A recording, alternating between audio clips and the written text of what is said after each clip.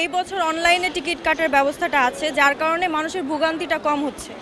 এই কারণে এদিক দিয়ে মানুষ শান্তিপূর্ণভাবে ঢুকতে পারছে, আরামদায়কভাবে ঘুরতে পারছে।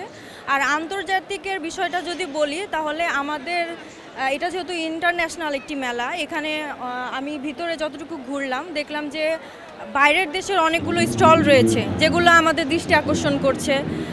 যেমন কিছু লাইট কর্নার রয়েছে, ঝাড়বাতি টাইপের, এগুলো খুব ভালো লেগেছে। কারণ আমাদের দেশে যত বাইরের দেশগুলো আসবে জানবে, তত আমাদের জন্য ভালো। এবার গতবারের তুলনায় অবশ্যই এবারের মেলাটা একটু এক্সেপশনাল। দর্শনার্থীদের আজকে উপস্থিতি আমরা ব্যাপক দেখতে পাচ্ছি। এরকম ভিড়ের মধ্যে এসে কেমন লাগছে?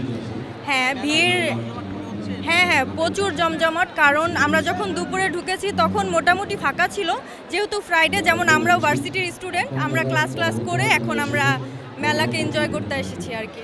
ভালো লাগছে। ঘুরে দেখেছি যে বেশ ভালোই লেগেছে, বাট নতুনত্ব দেখতে হচ্ছে হলো আপনার ইন্ডিয়ান জুতি ছিল, তারপরে ব্যাগ কালেকশন ছিল, এইগুলোই ভালো লেগেছে। তাছাড়া হচ্ছে হলো আমরা নিউ মার্কেট যা যা অ্যাভেলেবেল পাই সবই এখানে আমি দেখেছি। বা কক্সবাজারের একদম ডুপ্লিকেট যদি কিছু বলা হয় তাহলে এখানেই আমি পাবো।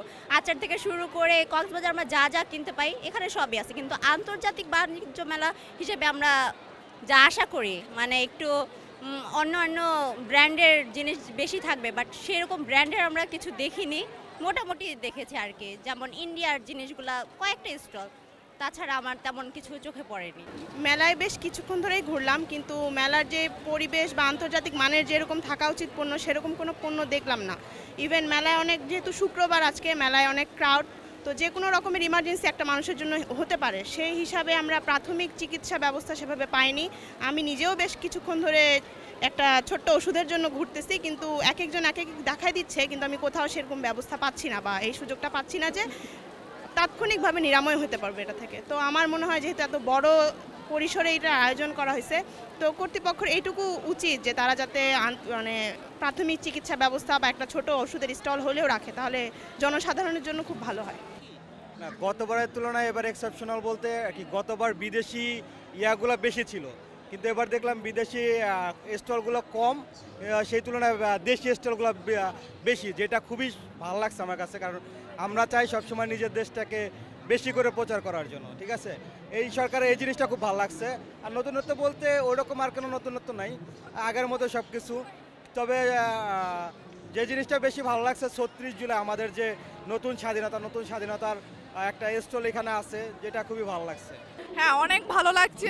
আর যেহেতু মানে আমাদের আন্দোলনের যে একটা ছবিগুলো রাখা হয়েছে, এটা অনেক ভালো লাগছে আমাদের ইয়াং জেনারেশনের জন্য, যে 36 জুলাই এরকম একটা পুরো এরিয়া করছে, এজন্য খুবই ভালো লাগছে। আজকে এখন বিকেলের দিকে একটু বেশি জমজমাট, আমরা যেহেতু দুপুরে আসছি তখন একটু জমজমাট কম ছিল, এখন বেশি জমজমাট, আর খুবই ভালো লাগছে। তো দোকানও আসছে, অনেক ভ্যারাইটি রকমের দোকান আসছে, অফারও দিয়েছে, অনেক লোভনীয় অফার। আমি ব্লেজার কিনলাম, দেখলাম যে 1800 টাকা, আমাকে কানে কানে এসে বলতেছে যে ভাই নেন 1300 টাকা করে আমি দিচ্ছি, বলবো যে আরেকবার আসছেন। তো এরকম দেখা যাচ্ছে অনেকেই ছাড় দিচ্ছে, গোপনেও ছাড় দিচ্ছে। তো আছে আবার কিছু কিছু দোকানে দেখতেছি অনেক বেশি দাম, মানে রিজনেবলের মধ্যে নাই। তো অনেক দোকান ঘুরলাম, সবই দেখলাম। এখন তো বাসায় যাওয়ার সময় হয়ে গেছে, ছোট বাচ্চা আছে, তো হ্যাঁ নিয়েছি ওর জন্য। ওই যে খেলনা টেলনা নিলাম, আবার হচ্ছে আমার যে ছোট বোন আছে, 4টা বোন আছে, তাদের জন্য কিছু গিফট নিলাম। তো দেখা যাক, আরও কিছু কেনার ইচ্ছা আছে, দেখি। ঘুরে তো ভালো লাগলো, পরিবেশও ভালো। আজকে শুক্রবার বলে ভিড় মনে হয় একটু বেশি।